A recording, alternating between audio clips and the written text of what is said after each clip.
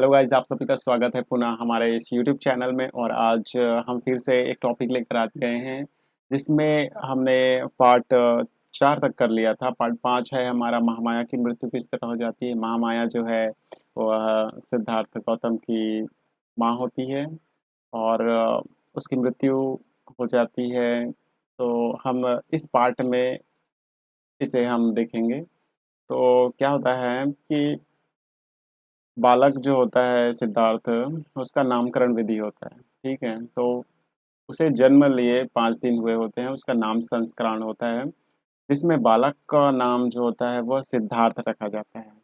और उसका जो गोत्र होता है वो गौतम होता है।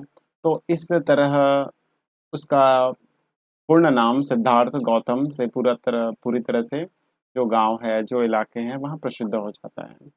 अब चूंकि बालक का जन्म हुआ है तो खुशियां और नामकरण विधि जो है इस तरह से खुशियों से मनाया जाता है और इस तरह से समाप्ति किया जाता है। अब इस दौरान जो महामाया होती है, उसकी माँ होती है, उसका अचानक से बीमार बीमार हो जाती है। वो उसे बीमारी हो जाता है, कुछ बीमारी था, हो जाता है। तो वो जो बीमारी है वो उसको बहुत सीरियसली, उसको लगता है वो गंभीर रूप धारण कर लेता है। हम ये कह सकते हैं कि वो सीरियस इशू में चली जाती है।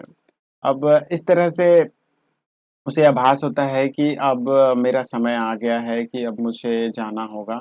मतलब जाना होगा मतलब मृत्यु मृत्यु पास आ गई है, ऐसा उनको फील होता है। तो वह सुद्धोधन और प्रजापति को पास बुलाती है। ठीक है, अपने पास बुलाती है और उससे कहती है कि मुझे विश्वास है कि जो असीत असीत मुनि जो आए थे, जिन्होंने भविष्यवाणी की थी कि उसका बेटा जो है या तो पराक्रमी होगा तो वह राजा बनेगा, सम्राट बनेगा, और यदि वह अगर गृहस्थ जीवन को छोड़ देता है तो वह एक बुद्ध बनेगा जो पूरी दुनिया को शांति, करुणा और सच्चाई का पाठ पढ़ाएंगे। तो ऐसा उन्होंने जो भविष्यवाणी करी होती है वो चीजें उनको सच लगती है, ऐसा उन्होंने सुद्धोधन और प्रजापति के सामने कहती है। और उसे उसे ये भी कहती है कि मुझे अफ़सोस है कि यदि वह सच में बुद्ध बन जाते हैं तो मैं उस समय तक जीवित नहीं रहूँगी। तो इसलिए उसे उन्हें दुःख ही पहुँचता है।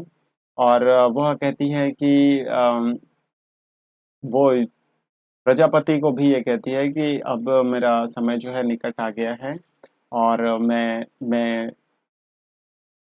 मुझे जाना होगा, मतलब मुझे जाना होगा। और मुझे विश्वास है कि तथागत का जो सिद्धार्थ है, सिद्धार्थ मेरे बच्चे का पूर्ण रूप से संरक्षण तुम खुद करोगी, मैं ऐसा विश्वास रखती हूँ, करके उनको सौंपती है। ठीक है। और ये कहती है कि देखो, चूंकि मैं मर जाऊंगी तो मेरा बच्चा मातृहीन हो जाएगा, ऐसा आ, उसे फ़ील होने नहीं देना है, करके उनको समझा के उनको उसका पूरे लालन-पालन का जो ज़िम्मा है उसको एज़ ए माँ रिप्रेज़ेंट करके उनको सौंपती है। और इस तरह से जो वाक़या है वो होता है। अब कुछ इमोशनल मोमेंट्स भी होते हैं कि अब इस तरह की बातें जब कोई करता है तो स्वाभाविक सी बात है कि वहाँ पे दुःख क्रिएट होगा, सुनने वाला भी बहुत इमोशनल हो जाएगा। तो इस तरह से वो इमोशनल हो जाती है, जो उसकी बहन होती है प्रजापति, तो फिर उसको समझाती है कि देखो तुम दुखी ना हो, मेरा समय आ गया है। अब मैं मुझे मुझे जाना होगा, ऐसे करके। ठीक है, और धीरे से वह उसका जो रेस्पिरेशन, श्वास है, वो श्वास लेना बंद कर देती है और मृत्यु को प्राप्त हो जाती है। तो इस तरह से जब होता है तो शुद्धोधन और प्रजापति दोनों बहुत दुखी होते हैं और रोना गाना तो होता ही है। तो इस तरह से होता है। तो जब सिद्धार्थ की माता जो खत्म हो जाती है तो कुछ कुल जो है केवल 7 दिन हुए होते हैं सिद्धार्थ को। ठीक है, 5वें दिन में नामकरण होता है, 2 दिन बाद उसकी मृत्यु हो जाती है। मतलब 7 दिन का जो सिद्धार्थ है वह 7 दिन का है। ठीक है। तो यहाँ पे और डिस्कस है, सिद्धार्थ का एक छोटा भाई होता है। ठीक है, उसका नाम नंद होता है। शुद्धोधन का मतलब शुद्धोधन और महाप्रजापति के जो बच्चे होते हैं उसका नाम होता है नंद। ठीक है। और उसके ताया चाचा की जो संतानें होती है उसमें होता है महानाम, अनिरुद्ध, जो कि शुक्लोदन के पुत्र होते हैं, है ना? और आनंद जो होता है उसके चचा अमितोदन के पुत्र होते हैं। और देवदत्त जो है उसकी बुआ अमिता अमिता उसकी बुआ होती है, तो उसका उसका पुत्र होता है जो कि वहीं रहते हैं, ठीक है? तो महानाम सिद्धार्थ की अपेक्षा बड़ा था, ठीक है? महानाम सिद्धार्थ की अपेक्षा बड़ा था और आनंद जो है वो छोटा था। तो इस तरह से था। तो सिद्धार्थ जो है उन लोगों के साथ सभी लोगों के साथ खेलता खाता बड़ा हुआ।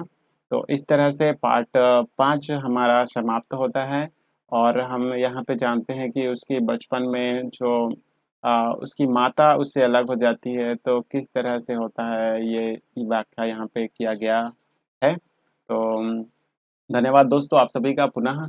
और अगर ये वीडियो आपको अच्छा लगे तो प्लीज़ लाइक करें, कमेंट करें और नए हैं तो सब्सक्राइब करना बिल्कुल ना भूलिए और अपने दोस्तों के साथ भी शेयर करिए, ताकि वो लोग भी हमारे बुद्ध की जो हिस्ट्री है, जो नॉलेज है, जो जानकारियाँ हैं, उन तक भी अच्छे से उनको पहुँच सके। तो धन्यवाद दोस्तों, नमो बुद्धाय, जय भीम।